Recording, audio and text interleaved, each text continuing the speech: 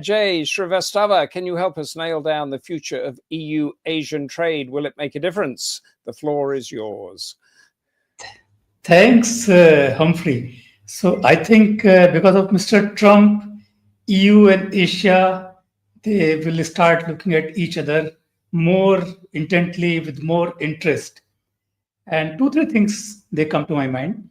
First, the high tariffs in the US, base tariff is more than 15% now.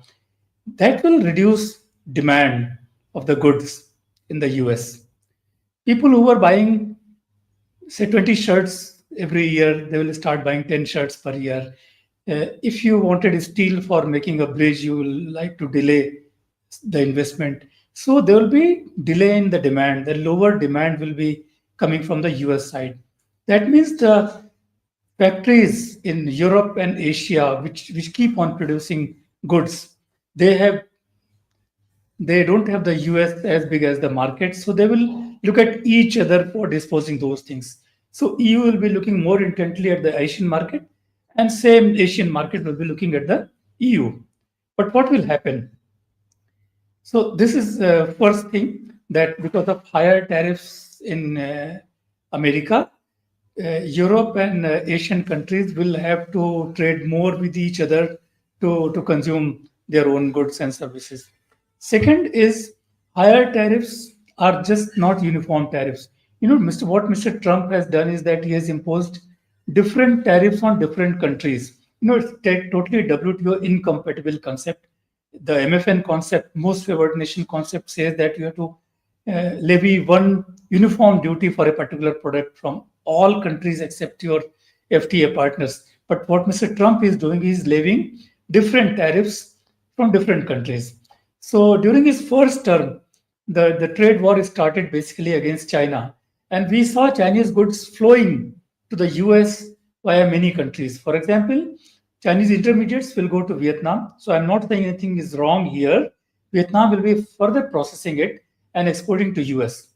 Chinese goods will be going to, say, Mexico, where Mexico will be processing it, exporting to US under the US, Canada, and Mexico trade agreement. So Chinese goods were finding ways to the US market through different routes, including from India. Now, in the second term, Mr. Trump has complicated the turf. The trade war, which started with basically between US and China, now it has engulfed all the countries. Now there are favorites and not so favorites. For example, the best treatment so far is 10% tariffs, like countries like UK, which have gone after a lot of sacrifice, of course. Then Europe, EU and Japan have got 15%. Many have got 20% in Asia, like Vietnam or Philippines got 19%. China got 30%. And India was the most favored with 50% tariff. Now, the goods which were moving to US via other countries, Chinese goods were basically moving. Now, goods will be moving from India. So I talked to some diamond traders. They may be shifting their business to, say, Belgium, for polishing the diamonds in Belgium and exporting to US. Because if they sell the diamonds from India to US, who will pay the 50% plus 2% MFN tariff of 52%? They cannot sell their ware there. So the best thing, despite higher wages in Europe, you take your skilled laborers to Belgium and start exporting from there. This will happen to hundreds and hundreds of products, not only from India, but also from China and from many other countries, but mostly from India and China, because tariff arbitrage between China and Europe is 15%, India and Europe is very high, 35%. So will not be surprised that goods start moving not in the normal fashion, but through the route of following the least tariff via going to other countries, including to the US. So this is the second thing I believe that will happen. So many countries of Asia, including India, we are looking at the European Union with great intent, but we sometimes we get worried. Is what US is doing with the tariffs, is Europe also closing with its environmental regulations? For example, from January 1, that carbon border adjustment measure will be implemented by the Europe.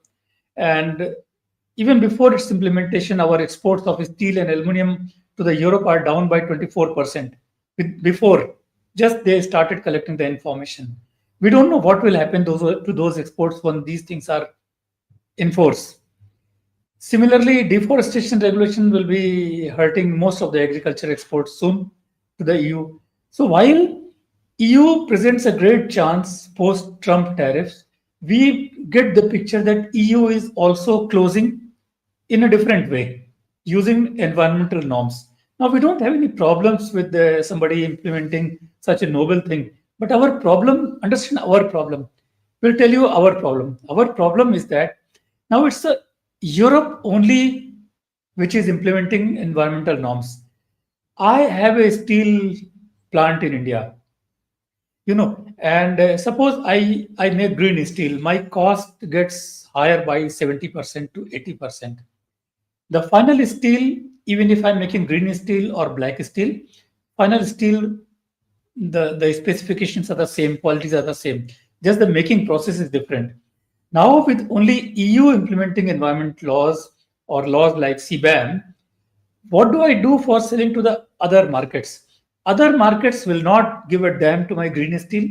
Do I then set up two set of production lines in my factory? One for making and exporting green steel to the Europe, and second for exporting to the rest of the world.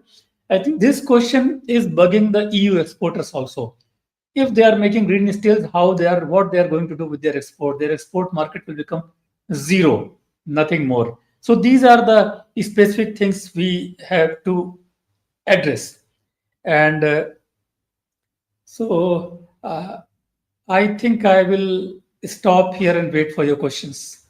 Ajay, thank you very much for that. I have to ask you straight away, do you then agree with Bob Savick that the US-EU recent framework has driven a coach and horses through Asia-EU trade or not? So US-EU trade, I follow these things very closely. I find it totally one-sided. My friends, my great friends in EU are there. Till 1 week before Mr. Trump's Truth Social announcement about the deal, they were saying, no, we are negotiating MFN tariff reductions. Forget about what Japan did, what others did. We are not going to do it. So it was a big surprise for us. We thought EU has surrendered totally in that trade deal. One-sided surrender to the US. That's what is the picture we get from India. They still charging 15% tariff on you, and you committed to invest so much in with the US. And not only that, 1 week before the deal, you issued that 18 sanctions against the Russia, wherein you said you will be buying cheaper Russian oil and all those things. But suddenly you took a somersault, and EU says that no, we'll be buying everything from US. No more oil or energy from Russia. We don't know whether US has the capacity to supply all these things. So we are still studying the situation. Everything, at least I'm not clear. And just generally, on Bob's, again, the geopolitical point that everything is now geopolitical, what is the view in India generally on this, if it's not just about the trade and the deals there, of how close it should or should not be to the EU or to the US or the China issue? Just encapsulate that for us. So India would love to have a great free trade agreement at the soonest possible time with the Europe. Of course, as it was mentioned that we are negotiating on and off since 2007, and we broke many times. But this time, I hear from my friends in the government that they're serious, and a lot of progress is there on many issues which were stuck for years, and we may hope to have an agreement soon. So there is a lot of positivity about this. Only elephant in the room will be this CBAM. What to do with the CBAM? I mean, if FTA happens, EU goods will be entering India at zero tariffs, but Indian steel and aluminum will still be charged CBAM tariffs. So that's a small bug. I hope both the sides will solve it somehow. Generally speaking, though, you are upbeat, as Darius was, that the US tariffs are creating an opportunity that could increase the trade between Asia and the EU. That's right, Humphrey. I think post-Trump tariff, I'm very upbeat that the both Europe and Asian trade will increase in number and values. I'd like to put to you and then go back around the panel a couple of questions from the audience. Vinay Gulati asked, what might be the most vulnerable sectors in these latest trade barriers? Could you just name the sectors that we need to watch out for? For India, always we have same sectors like core agriculture sector like grains, wheat and rice, because it's a livelihood for 700 million people of India. It's not a trade issue for us, so we don't want to open that. Some of the dairy items, they are also no-no for us.